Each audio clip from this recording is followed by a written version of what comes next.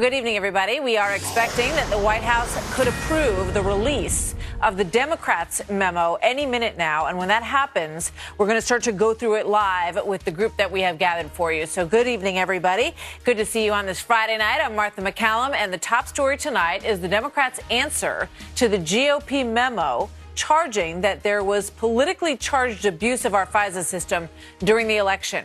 Could come out at any minute now. It has been a battle between Republicans and Democrats on the House Intel Committee, each seeing the FISA surveillance of the Trump campaign very differently. Democrats expected to argue that the court had viable reason to allow spying on Carter Page, a one-time foreign policy advisor to the Trump campaign. This is Intel Committee Chairman Devin Nunes has a new request today. He wants to see more of the background on how the court arrived at their decision, as this thing gets more heated by the day. Now, last night, Fox News chief correspondent Ed Henry brought us breaking news that Democratic Senator Mark Warner texted with a lobbyist for a Russian oligarch in an effort to contact Trump dossier author Christopher Steele, and he attempted to do that without initially letting the rest of the members on his committee know about it.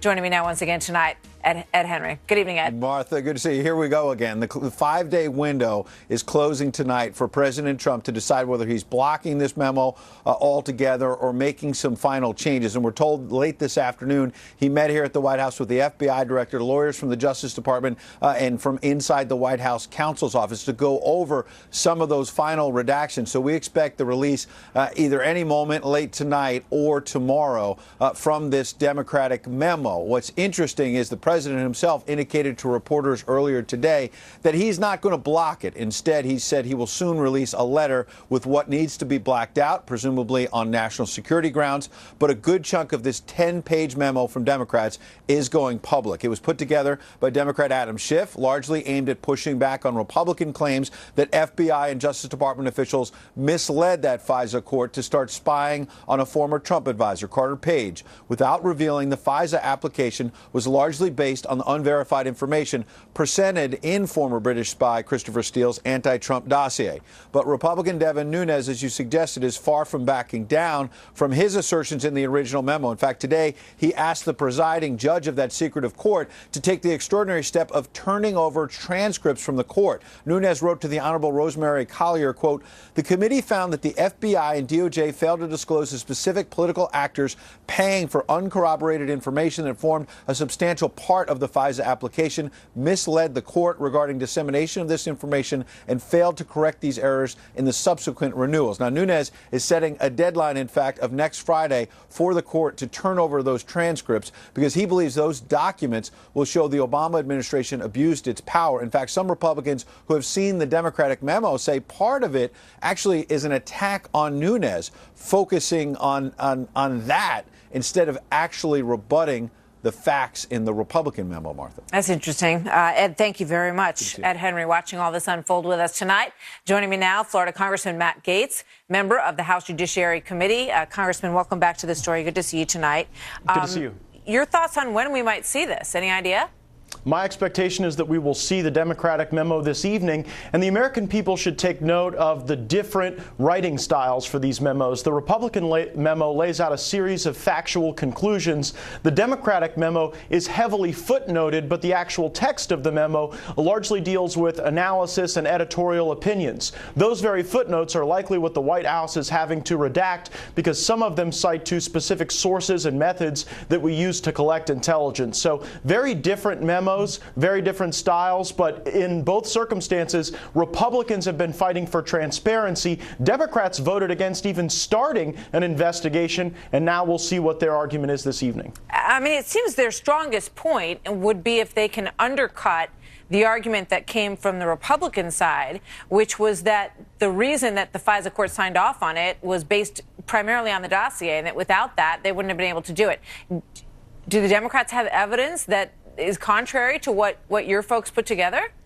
Well, the Republican memo lays out verifiable facts, and you see that Chairman Devin Nunes is still fighting for transparency. The reason Devin Nunes wants to release the FISA application is because the substance of that application will support and buttress all of the claims in the Republican memo, and it will prove many of the claims that Adam Schiff has made are false, and that, in fact, this dossier was the fundamental basis for the warrant to spy on American citizens, and it was not accurate. The information in it was actually planted by Democratic operatives and funded by the Democratic Party. All right, well, when it comes out, we will see what's in it.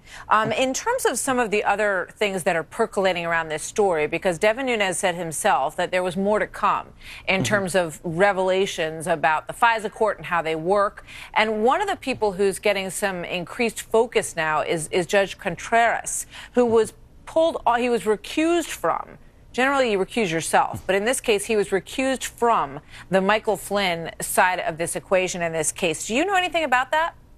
I don't, Martha. I have litigated in my private life, and I will say there are many reasons why a judge could be recused from a case that have nothing to do with their prior decisions or rulings on facts which may be relevant. But here, because Judge Contreras did sit on the FISA court, it does raise questions. I've never been critical of the judges who've issued these warrants, though, because to me, they were the victims of fundamental misrepresentations of fact and fundamental omissions of fact that would have and should have resulted in a rejection of this desire to spy on members of the Trump transition team. Instead, because the FBI and the Department of Justice, I think, were so overzealous in their pursuit, we ended up with this terrible deprivation of civil rights, and I think the need for reform.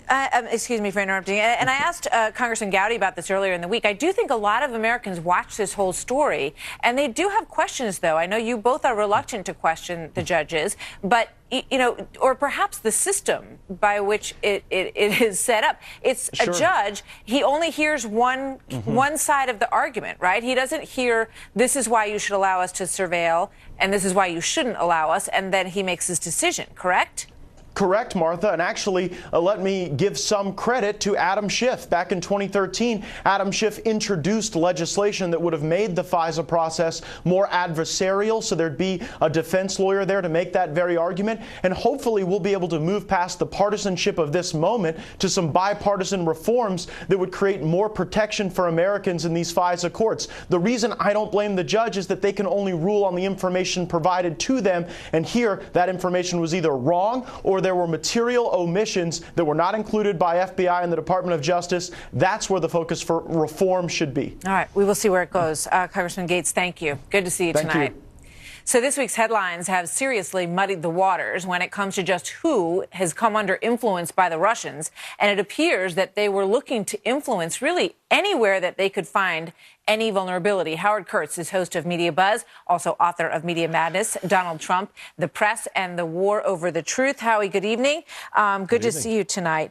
You know, it's interesting. Ed Henry did his report last night on Mark Warner, and there was a bit of circling of the wagons. Marco Rubio came out. I think we have a tweet that Marco Rubio said about this report. It says, Senator Warner fully disclosed... there we go.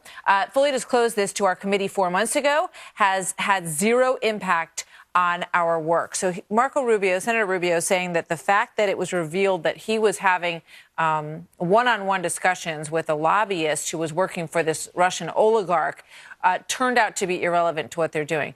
But, you know, when you look at that, you look at the other story this week, Howie, and I realize this is a long question, but I want to lay it out. When you look at the other story this week about Adam Schiff and the pranksters, that he was clearly looking for some dirt on President Trump, then candidate Trump, and you look at the way the Trump side of the equation has been handled, is the press handling all of these things in a fair and open, honest way?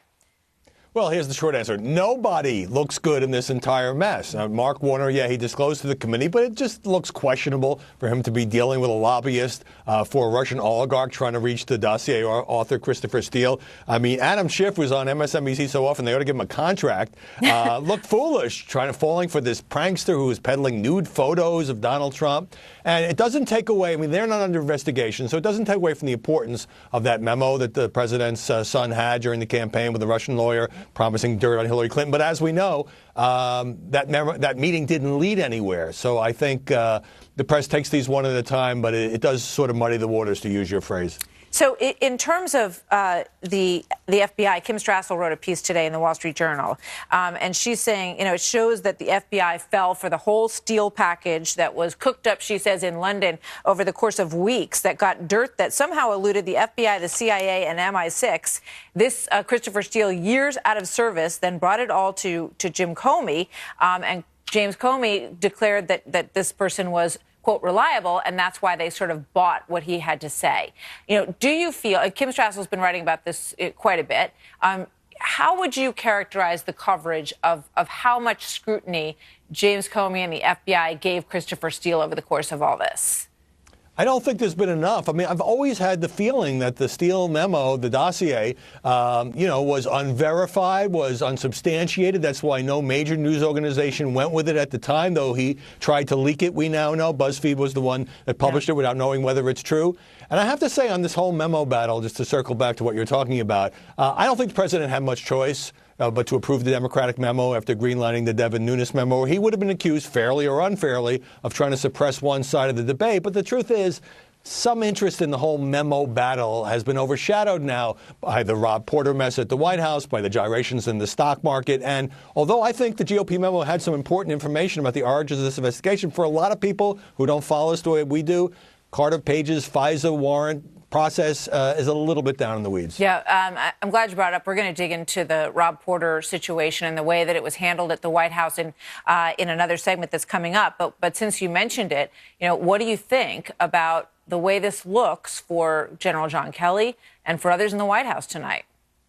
Well, it doesn't take a great political analyst to know that it doesn't look good. For one thing, there were questions about how Rob Porter was able to continue to work there despite not getting an FBI clearance, despite these accounts that we have now seen, one of them on television from two ex-wives alleging physical abuse. But also the White House has said shifting explanations. And John Kelly put out the two different statements. So the press kind of senses blood in the water. I think there are more focused now on General Kelly. There are reports about whether President Trump is not happy with him. I don't know whether that's true or not, but he's very much in the spotlight. And the fact that, whenever you have a series of explanations and when you have the contrast with the awful accounts by these two ex-wives, it's going to be a pretty big story. Howie, thank you. Good to see you tonight.